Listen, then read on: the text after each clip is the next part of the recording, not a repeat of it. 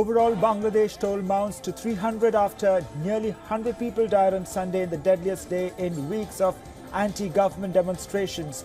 This comes as thousands demand the resignation of Prime Minister Sheikh Hasina following the crackdown on the job quota reform protests. In the midst of this, the Home Ministry imposed an indefinite nationwide curfew.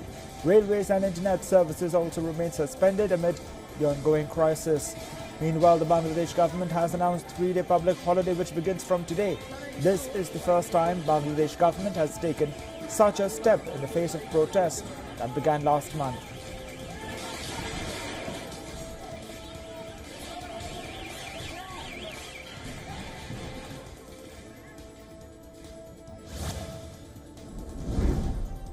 Violence has intensified in several towns and cities in the United Kingdom after 3 girls were killed in a knife attack at a children's dance class in Southport last week. The latest incident saw over 100 masked demonstrators vandalizing Rotterdam's Holiday Inn Express Hotel. More than 100 people have been arrested in the last 24 hours, while police has blamed disinformation surfacing online for driving the appalling violence. Prime Minister Keir Starmer condemned the protests, calling them organized, violent thuggery.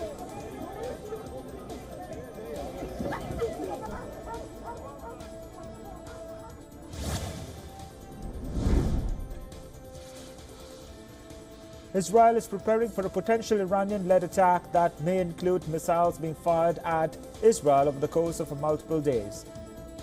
This comes after Iran has reportedly rejected attempts by the United States and Arab nations to de-escalate tensions following the deaths of Hamas and Hezbollah leaders.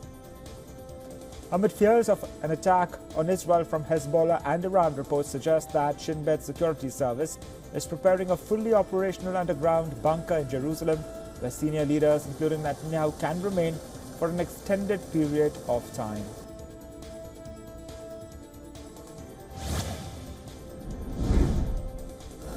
Israeli Prime Minister Benjamin Netanyahu has blamed Hamas for stalling the ceasefire deal in Gaza. Netanyahu has said that while Israel has agreed to the initial outline of a deal, Hamas continues to demand more changes. Netanyahu's statement comes after diplomatic efforts in Cairo ended without progress. The peace talks have been ongoing for many months without results. Many world leaders, including President Joe Biden, have opined that Netanyahu has been intentionally stalling for internal political reasons. With the stalling of the ceasefire deal, pressure continues to mount on Netanyahu as protests rocked the streets of Tel Aviv. Families of the hostages called for an immediate truce deal seeking their release. Protesters held banners and marched on waving the Israeli flag. The families of the hostages called on Prime Minister Benjamin Netanyahu to step down if he does not finalize a deal. They criticized the government's handling of the conflict, including the war with Hamas in Gaza and increasing tensions with Hezbollah in Lebanon.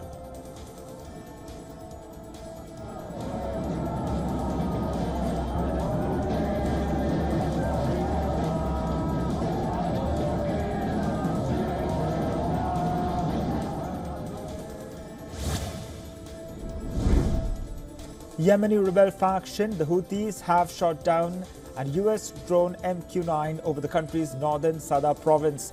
The attack is the first to be claimed by the Houthis since Israel carried out a retaliatory airstrike against them in the port of Hodeidah. This comes as Israel and Hamas continue to exchange fire across the border, but no ceasefire deal in sight. Israel is also bracing for a serious escalation at its northern border with Lebanon.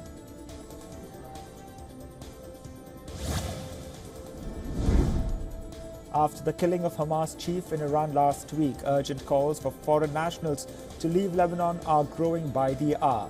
This comes as Iran and its allies readied their response to high-profile killings blamed on Israel. Airlines are avoiding Iranian and Lebanese airspace and cancelling flights to Israel and Lebanon as concerns grow over a possible regional conflict. Countries like Italy, France and India have issued travel advisories asking citizens to exercise caution and restrict their movement.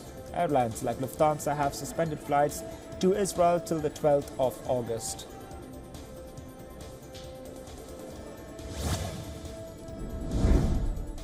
Israeli airstrikes hit several locations in Gaza on Sunday, including 2 schools and a hospital compound, killing at least 35 people and wounding dozens of others, as per the Gaza health officials. The Israeli military told that airstrikes led to secondary explosions, indicating presence of weapons in the area.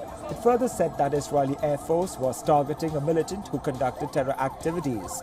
The attacks come the day after ceasefire talks in Cairo ended without yielding any results.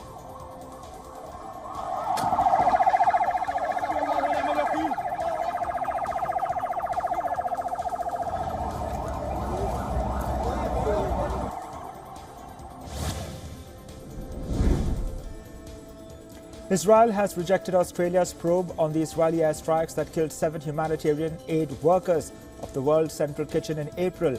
An Australian citizen was among those killed. In a statement, Israel Embassy in Canberra said that the report excluded crucial details and also had misrepresentations. Meanwhile, Australian Prime Minister Anthony Albanese has raised terrorism threat level to probable on Monday. This comes after the Prime Minister cited a rise in extreme ideologies.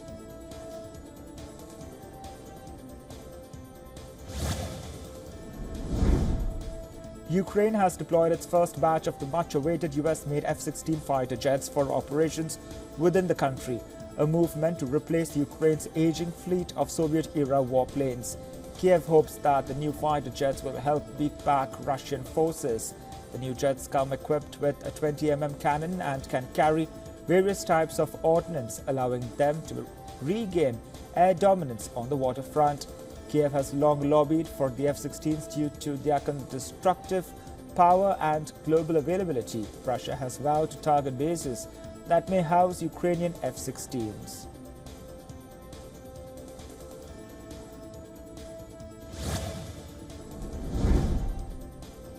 Ahead of the September 15th deadline to leave Niger under an agreement, US forces will be returning its last military base back to the African nation. Located in the city of Agadez, Air Base 201 is one of the 2 bases where the United States has been extensively using for its counter-terrorism operations. This comes after US withdrew its troops from Air Base 101 in the country's capital, Niamey. The withdrawals are a part of the Western forces leaving a vast region of South Sahara Desert where Al-Qaeda and Islamic State group factions operate.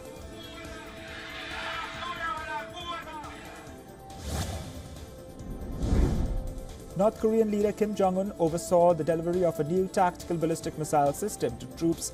The North Korean state media reported that 250 new tactical ballistic missile launchers were unveiled in a ceremony addressed by Kim. State media also said that new missile system was personally designed by Kim and is ready to be transferred to the Korean People's Army units. Meanwhile, South Korea's Joint Chiefs of Staff has said that the short-range missiles are meant to attack or threaten South Korea.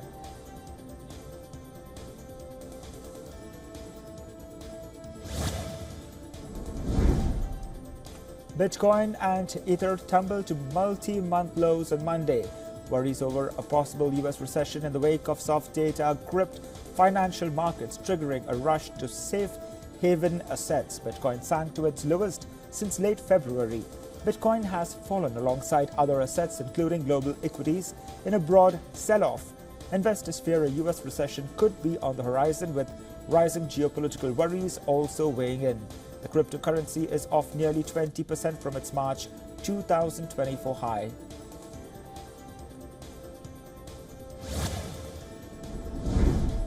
Japan's yen hits mid-January highs against the dollar on Monday. Markets extended moves triggered last week after weak US labor data stoked recession worries and expectations of deeper rate cuts by the Fed.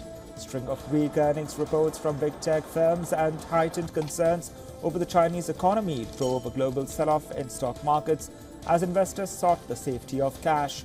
The selling continued on Monday with US Treasury yields falling further. Meanwhile, the safe haven and carry funding favorite, the yen, continues to surge after a prolonged slump.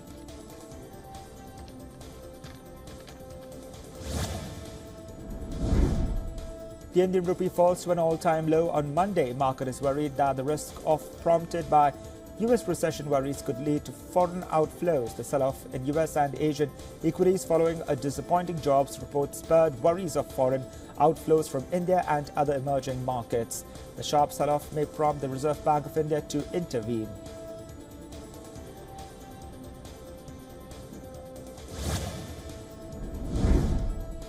CrowdStrike rejected a claim by Delta Airlines over who should be blamed for flight disruptions following July 19th global outage, suggesting it had minimal potential liability. Delta CEO Ed Bastian said last week the outage cost the airline $500 million. The airline planned to take legal action to get compensation from the cybersecurity firm. CrowdStrike reiterated its apology to the airline operator but said in a letter that it is highly disappointed by Delta's suggestion. The company denies acting inappropriately and strongly rejected any allegation that it was grossly negligent or committed misconduct. Delta cancelled more than 6,000 flights over a 6-day period, impacting more than 500,000 passengers.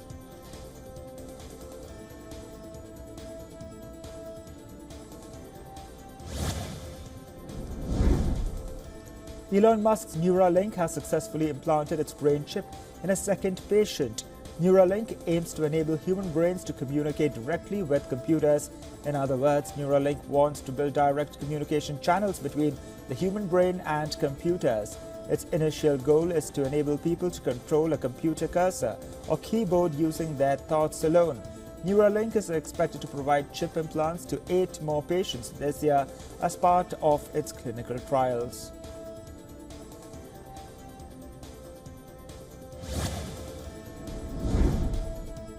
Tencent Holdings has announced the closure of WeChat Pay in Malaysia, ending the service after 6 years of operation. The move reflects the company's changing dynamics of services aimed at local consumers versus international visitors. Tencent Holdings has been trying to realign its focus on catering specifically to Chinese tourists in the region.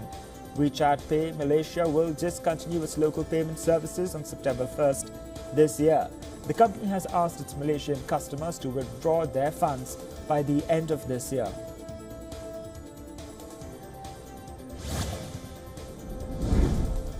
Meta is in discussions with actors Awafina, Keegan Michael Key and Judi Dench, as well as some influencers, for the rights to use their voices in their upcoming artificial intelligence projects. Meta aims to use the celebrity voices in Meta AI, its digital assistant product. Reports further suggest that Meta is aiming to close the deal and announced it during the company's Technology Connect 2024 event in September.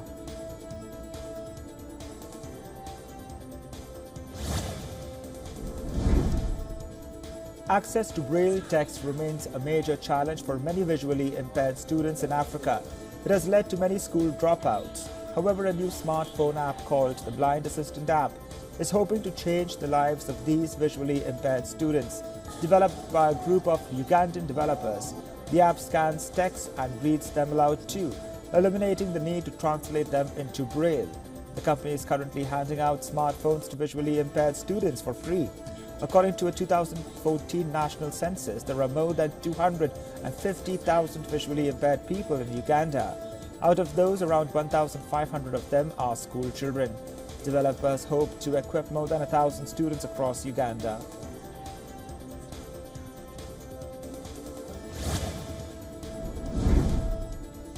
Tropical storm Debby has intensified into a Category 1 hurricane as it heads towards Florida's Big Bend region, with a forecast of winds of up to 150 kilometers per hour. Most of Florida Peninsula's west coast is under a tropical storm warning. Authorities have urged residents to prepare for heavy rain and possible flooding.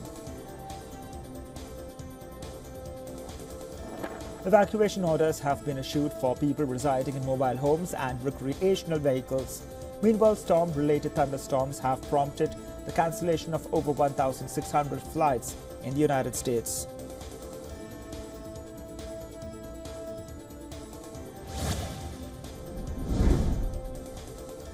Officials held last rites of unidentified victims of Wayanad landslide. The grim roster of people killed in the incident has crossed 300. Over 100 people continue to be missing even as search and rescue operations in the affected areas enter day 7. The rescue personnel continue to scan various parts of the worst-hit villages using advanced equipment and modern sensor for sign of survivors, even though the chances of finding them remain bleak. Meanwhile, Kerala Chief Minister Pinarayi Vijayan has said that the model of rehabilitation implemented in the aftermath of 2019 Puthumala landslide will form the basis of the rehabilitation plan now.